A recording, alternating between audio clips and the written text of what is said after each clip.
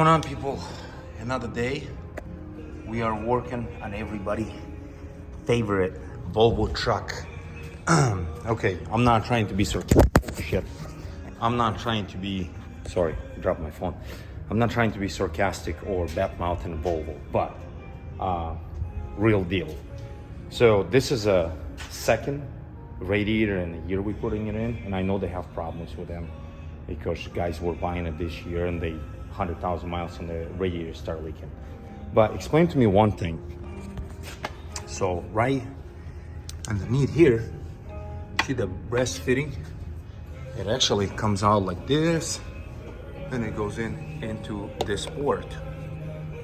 They made a line plastic like that, so this one is actually not bad. Right up here, it absorbs lots of heat. So what happened with that line? It got really brittle and it broke. Like that's how easy it breaks. It don't have a give on it at all.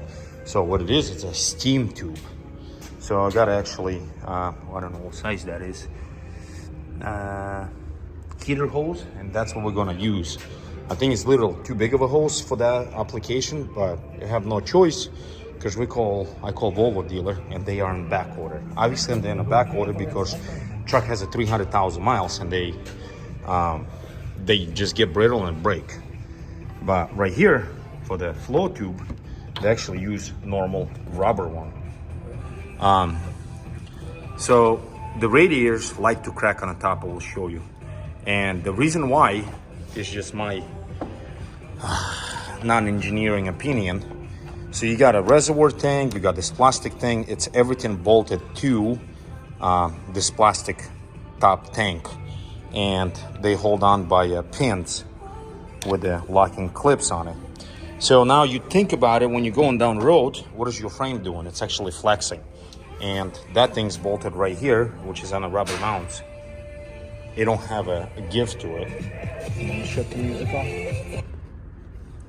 It don't have a give to it, and what happened is this thing, since it's there's radiator, since it's pinched on by those steel, I think it expands and contracts, and then it creates a micro crack up here someplace.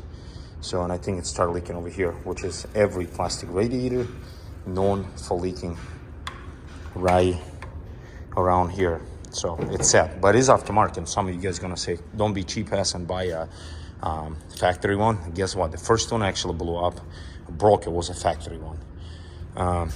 Is it pain in the ass to change them? No, it's about an 8-hour job for me. So I kind of, like I said, I'm not one of those, I'm like done with rushing through the things. I'm actually, whatever it takes, I take my time, I do it right, make sure every bolt, nut, washer, everything goes right back in, right where it's supposed to be at. And then we obviously gonna power wash the engine off. The weather will allow me to do that. I pull outside, and I do vacuum fill my coolant. So I create vacuum in the whole entire cooling system. This truck actually had water in it because it went through so much coolant to water, so the guy started just putting water in it instead of coolant. So I gotta drain everything. I have to actually purge it out, actually blow it off, all the water off of it. So that's the plan. But that's the radiator. This thing is huge. Another thing, they use this rubber hoses smaller, and here's the problem. That's the problem. I'm not trying to be racist, but China doesn't make too good of a quality of stuff. I mean, there's some stuff is somewhat quality, but this is they have problems with that. So like on older Volvos, the intercooler tubes would go on the bottom and then would come out over here. Guess what happened? You get shoving hot air in the cooler, in the inner cooler, and then if it's cold outside, creates the moisture condense, and this bottom pipe used to get full of water, and then the guys would have a problem. You know what Volvo said it you have to do? Drill a little hole. Then you have a boost leak. Makes no sense. And one more thing, here's your EGR engine. So the EGR tube is this thing, actually would come out, but look how much carbon is there. And the farther deep you go, it's worse it gets. It's chunks. So European trucks, and actually Volvo themselves and overseas, who actually designed this motor.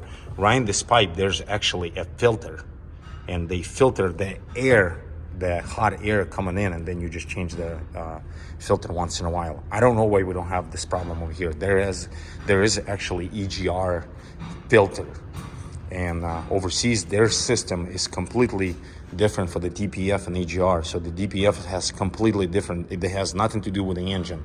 They're not tied together. Up here they redesigned it and actually made a mess. And I have to find the coolant filter too. I have to change that since we ran the water through it, or tell the customer, hey, you need to change the coolant next time, coolant filter. So otherwise, like this is rubber, bottom is a rubber. The belt actually looked good. The only thing is the plastic lining. Crazy. So if you do want one of this, pay attention to them, or buy one to have a spare, because for some reason you end up climbing on top of the engine and you will push on that thing just a little bit and the fucking thing crack and you can run without it because you will puke the coolant out. But I think all the new trucks now are using this plastic crap, and gets hot, cold. See, this is plastic too. This is the, I don't know what the hell that is, but there's a lot of plastic in. I mean, you have potential that thing will crack. It's not if, it's when, because hot, cold, you know, there's no plastic can take that. Anyways, that's all what I got. I got a bunch of parts left here from my radiator, different fittings. I don't know why they send them, but Volvo, kicking ass, good stuff.